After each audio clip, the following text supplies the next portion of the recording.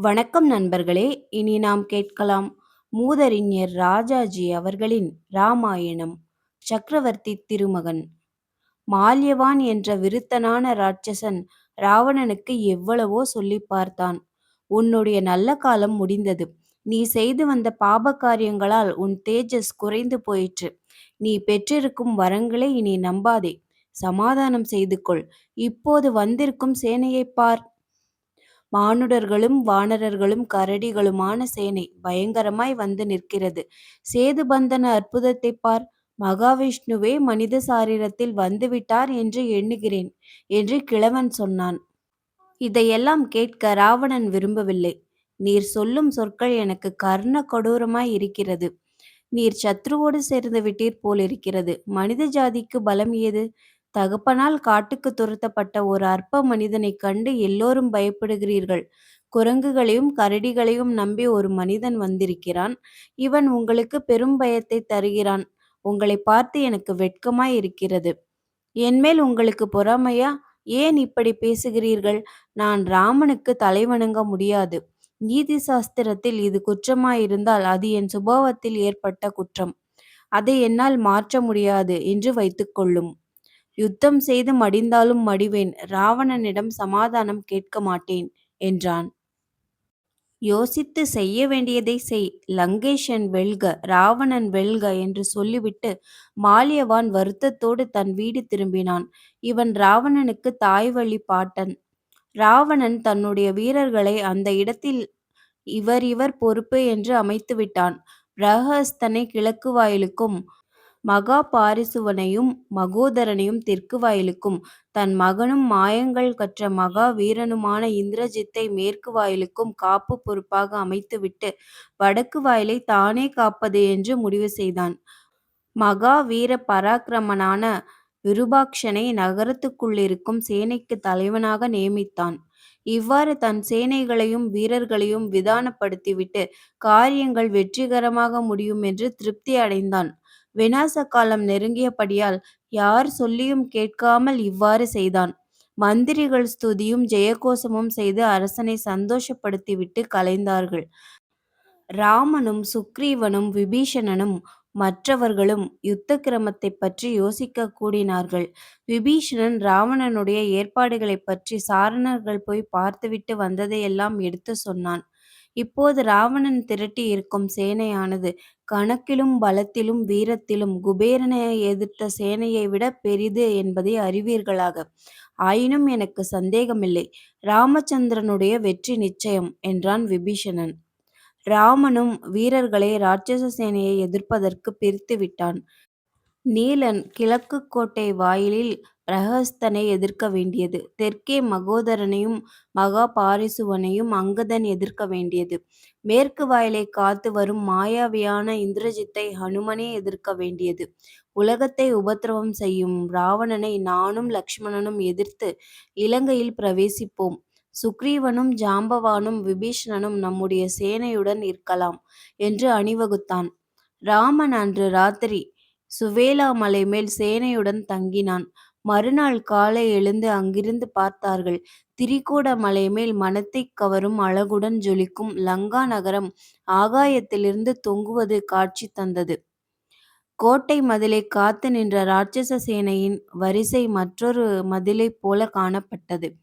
லங்கா நகரத்தின் மாட மாளிகைகளின் அழகையும் ஐஸ்வர்யத்தையும் ராமன் பார்த்து, ஐயோ, காலபாசத்தால் தூண்டப்பட்ட ஒருவனுடைய மகா பாப காரியத்தின் பயனாக இவ்வளவு ஐஸ்வர்யமும் இந்த ராட்சச குலமும் அழிய வேண்டியதாயிற்று. நற்குலத்தில் பிறந்த இவன் தன் ஜன்மத்தின் பெருமையை அறிந்தும் இப்படி மூர்க்கத்தனமாக போய் தன் மரணத்தை கூப்பிட்டு அழைத்து தன்னைச் சேர்ந்தவர்களையும் அழிக்கிறானே என்று இறங்கினான். நடத்த வேண்டிய யுத்தத்தை சரியாக நடத்தி இந்த துஷ்டனை அழிப்பதில் மனத்தை செலுத்துவோம். போரில் பெரும் குழப்பம் உண்டாகும். ராட்சசர்கள் பல மாய வேஷங்கள் போடுவார்கள். நம்முடைய சேனையிலுள்ள வானரர்களும் கரடிகளும் தம் சொந்த வடிவத்திலேயே நின்று யுத்தம் செய்யட்டும். ராட்சசராஜன் தம்பியும் அவன் நண்பர்களும் மட்டும் என்னோடும் லக்ஷ்மணனோடும் மானிட உருவத்தில் இருக்கலாம். ராட்சசர்கள் எந்த வேஷம் போட்டாலும் மானிட உருவத்தையாவது வானர உருவத்தையாவது எடுக்க மாட்டார்கள். அவர்களுடைய கர்வம் அதற்கு இடம் தராது. ஒழுங்காக எதிர்த்து நின்றோமானால் வதம் செய்ய வேண்டியவர்களை வதம் செய்யலாம், துணை செய்ய வேண்டியவர்களுக்கு துணை செய்யலாம் என்று ராமன் சொல்லி முடித்தான். சேனையுடன் சுவேலா மலையிலிருந்து இறங்கி லங்கா நகரத்தை அடுத்த வனத்தில் பிரவேசித்தார்கள்.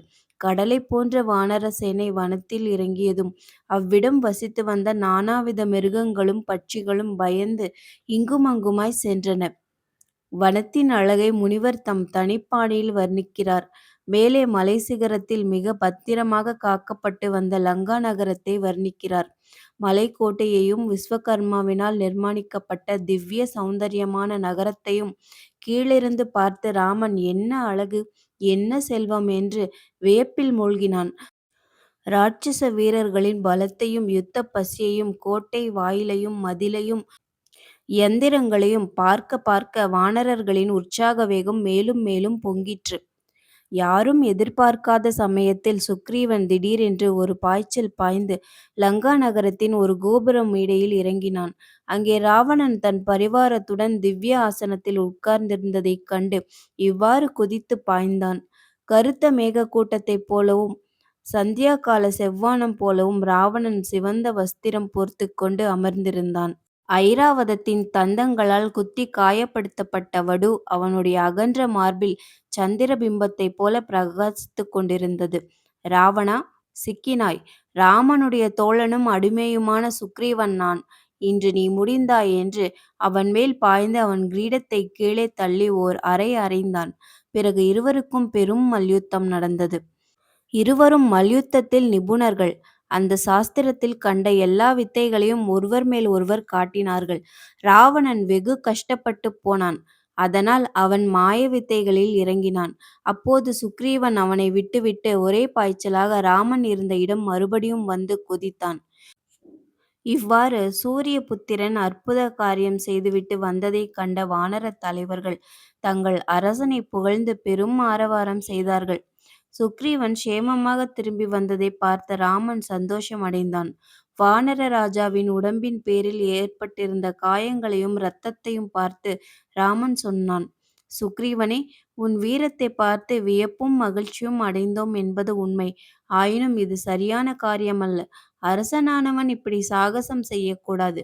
யாருடனும் யோசிக்காமல் இப்படிப்பட்ட அபாய காரியத்தில் திடீரென்று புகுந்து விட்டது சரியல்ல. இவ்வாறு கண்டித்ததை சுக்ரீவன் கேட்டு, உண்மை உங்களை கேட்காமல் நான் பாய்ந்து யுத்தம் செய்த முறை தவறே. சீதைக்கும் தங்களுக்கும் அபராதம் செய்த அந்த பாவியை பார்த்ததும் எனக்கு பொங்கி கோபத்தில் மெய்மறந்து போனேன். அதனால் இப்படி செய்தேன் என்றான். பிறகு வானர சேனை ராமன் கட்டளையிட்ட முறையில் லங்கையை 4 பக்கங்களிலும் சூழ்ந்து கொண்டது. அங்கதனை அழைத்து ராமன், ராவணனிடம் தூது போய் அவனுக்கு சொல்லுவாய், மகா பாபியே, உன் காலம் நெருங்கிவிட்டது. கோட்டை வாயிலில் ராமன் யுத்தத்திற்கு காத்திருக்கிறான். தேவர்களிடம் பெற்ற வரத்தைக் கொண்டு கர்வம் கொண்டு துஷ்டனாகிப் போனாய். உலகத்தை ஹிம்சை செய்து வந்தாய். உலகம் சேமமடையும் காலம் இப்போது வந்திருக்கிறது. வெளியில் வந்து யுத்தம் செய்து கொல்லப்பட்டாயானால் பாபங்களினின்று பிராயச்சித்தம் அடைந்து வீரர்களுக்குரிய ஸ்வர்க்கம் அடைவாய். உயிரின் மேல் ஆசை இருந்தால் அக்கிரமமாக தூக்கிப் போன சீதையை திரும்பி ராமனிடம் சமர்ப்பித்துவிட்டு சரணடைவாய். உயிருடன் பிழைத்துப் போகலாம். எவ்வாறாயினும் பாவியான நீ இனி அரசனாக இருக்க தகுந்தவன் அல்ல. லங்கா ராஜ்யமும் இனி விபீஷ்ணனுடையதாகும். அரசனாக இருப்பதற்கும் ஜனங்களை இரட்சிப்பதற்கும் அவன் தகுதி பெற்றவன். சரணம் அடைந்து உயிர் தப்பும் எண்ணமில்லாவிட்டால் உடனே உத்தர கிரியைகளை முன்னதாகவே செய்வித்துக் கொண்டு உன் அருமை சொத்தாயிருந்த இலங்கையை கடைசி தடவையாய் நன்றாய் பார்த்துவிட்டு விடைபெற்று கொண்டு மரணத்துக்கு தயாராக வெளியே வந்து ராமனோடு யுத்தம் செய்வாயாக. இவ்வாறு அரக்கனுக்கு சொல்வாய் அங்கதனே என்றான். உடனே அங்கதன் அப்படியே என்று குதித்து கிளம்பி மந்திரிகளால் சூழப்பட்டு உட்கார்ந்திருந்த ராவணன் முன்னிலையில் இறங்கினான். ராமன் சொன்ன வண்ணம் கம்பீரமாக, வாலி யார் என்பது உனக்கு தெரிந்திருக்கலாம். நான் வாலியின் புத்திரன். ராமனுடைய தூதனாக வந்திருக்கிறேன். உம்முடைய பாபங்களுக்கு விமோசன காலம் நெருங்கிவிட்டது. யுத்தம் செய்து வீர ஸ்வர்க்கம் அடைவீர். ராமனும் வானர சேனையும் கோட்டை வாயிலில் காத்திருக்கிறார்கள். செய்த பாபங்களையெல்லாம் தீர்த்து கழுவிக்கொள்ளலாம். அப்படியில்லை, உயிரின் மேல் ஆசை இருந்தால் ராமனிடம் சரணாகதி அடைவீர். இல்லையேல் யுத்தத்திற்கு எழுந்து செல்வீர். யமனிடம் போய் சேரத் தயாராகப் புறப்படுவீராக. குலத்தோடு அழிந்து போகும் காலம் நெருங்கிவிட்டது. இலங்கையைக் கண்ணால் பார்த்து அனுபவித்து திருப்தி அடைவீர் என்றான். ராவணனுக்கு நெருப்பைப் போல் பொங்கியது கோபம். பிடி, கொல் துஷ்டனை என்றான். உடனே 2 ராட்சசர்கள் அங்கதனை இரு பக்கத்திலும் பிடித்து கொண்டார்கள். அவன் இந்த 2 பெரும் பூதாகரமான அரக்கர்களுடன் உயரக் கிளம்பி இருவரையும் உதறித் தள்ளி, அதற்கு மேலே கிளம்பி மாளிகையின் விதானத்தை ஓர் உதை உதைத்துவிட்டு, ராமன் இருந்த இடத்திற்கு ஒரே தாவாகத் தாவி வந்தடைந்தான். அங்கதனுடைய காரியத்தைக் கண்டு ராட்சச கூட்டத்திற்குப் பெரும் திகில் உண்டாயிற்று. ஆனால் தங்களுடைய பயத்தை மறைத்துக் கொண்டார்கள். விதானம் உடைந்ததைக் கண்டு ராவணன் பெருமூச்சு விட்டான். அதை துர்நிமித்தமாகவே கருதினான். அங்கதன் திரும்பி வந்ததும் ராமச்சந்திரன் சேனைக்கு உத்தரவு கொடுத்து விட்டான். யுத்தம் ஆரம்பித்துவிட்டது. நன்றி. மீண்டும் அடுத்த அத்தியாயத்தில் சந்திப்போம்.